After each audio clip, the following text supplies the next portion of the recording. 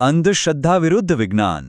આ એક એવી લડાઈ છે જે સદીઓથી ચાલી આવે છે અને ખબર છે આ સંઘર્ષ જ નક્કી કરે છે કે આપણે એક સમાજ તરીકે ક્યાં જઈ રહ્યા છીએ તો ચાલો આજે આ જ વિષયમાં ઊંડા ઉતરીએ અને જોઈએ કે આપણી જૂની માન્યતાઓ અને નવી વૈજ્ઞાનિક વિચારસરણી ક્યાં અને કેવી રીતે ટકરાય છે એક મિનિટ માટે વિચારો આપણા હાથમાં સ્માર્ટફોન છે ઘરમાં હાઈસ્પીડ ઇન્ટરનેટ છે આપણે ટેકનોલોજીની દુનિયામાં જીવીએ છીએ પણ શું આપણા વિચારો પણ એટલા જ સ્માર્ટ છે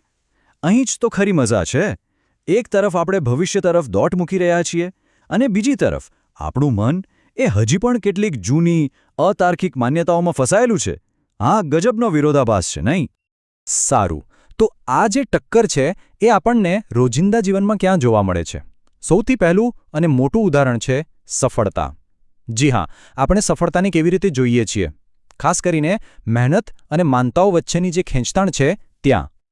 ચાલો એક સિમ્પલ સવાલ લઈએ પરીક્ષામાં સારા માર્ક્સ કેવી રીતે આવે લગભગ દરેક વિદ્યાર્થીના મગજમાં આ સવાલ ઘૂમતો જ હોય છે બરાબર ને હવે એનો જવાબ શોધવા જઈએ ને તો બે રસ્તા સામે આવે એક છે સખત મહેનતનો રસ્તો અને બીજો છે માનતાઓ અને બાધાઓનો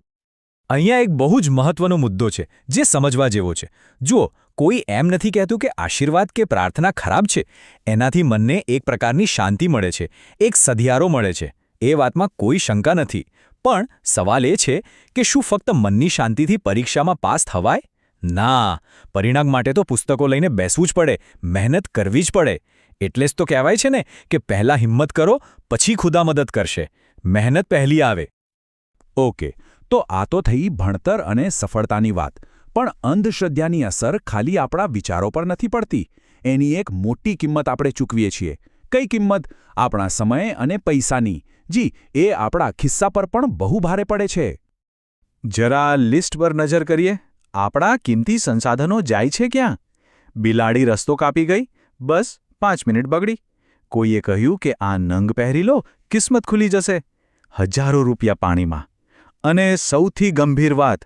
જ્યારે કોઈ બીમાર પડે ત્યારે સાચા ઇલાજ માટે ડૉક્ટર પાસે જવાને બદલે ભૂવા તાંત્રિકના ચક્કરમાં પડી જાય અહીં તો સમય અને પૈસાની સાથે સાથે જીવ પણ દાવ પર લાગી જાય છે આ બધો જ સીધો વ્યય છે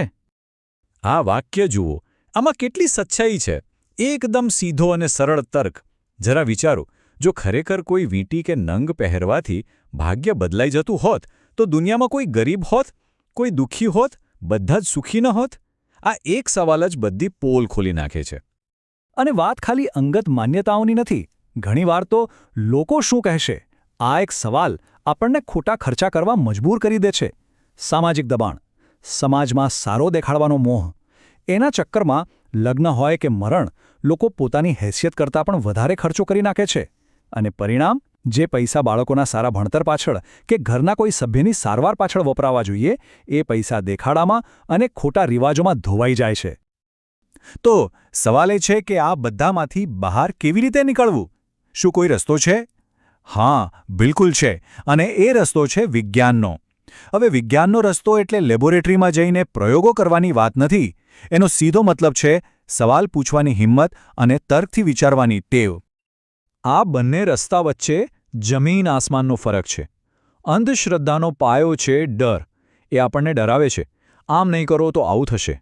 જ્યારે વિજ્ઞાનનો પાયો છે પુરાવો એ કહે છે મને સાબિતી આપો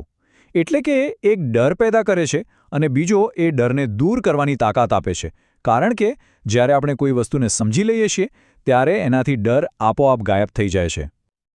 તો આ વૈજ્ઞાનિક વિચારસરણી અપનાવવી કેવી રીતે શું એ બહુ અઘરું છે બિલકુલ નહીં આ કોઈ રોકેટ સાયન્સ નથી બસ બે સિમ્પલ સ્ટેપ્સ છે સ્ટેપ નંબર 1 સવાલ પૂછો કોઈ પણ વાત સાંભળો તો તરત જ મનમાં પૂછો આવું શા માટે આવું કેવી રીતે બને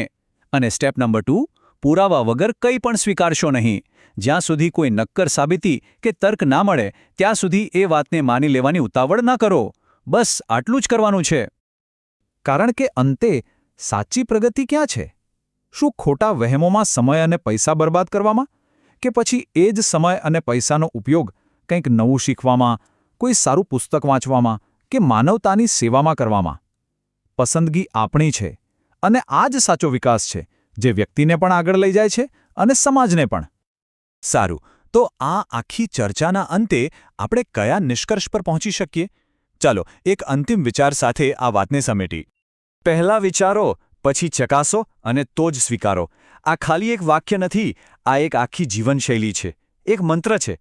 કલ્પના કરો કે આપણે જે કંઈ પણ સાંભળીએ, વાંચીએ કે જોઈએ એને આ 3 ગરણીમાંથી પસાર કરીએ તો શું થાય?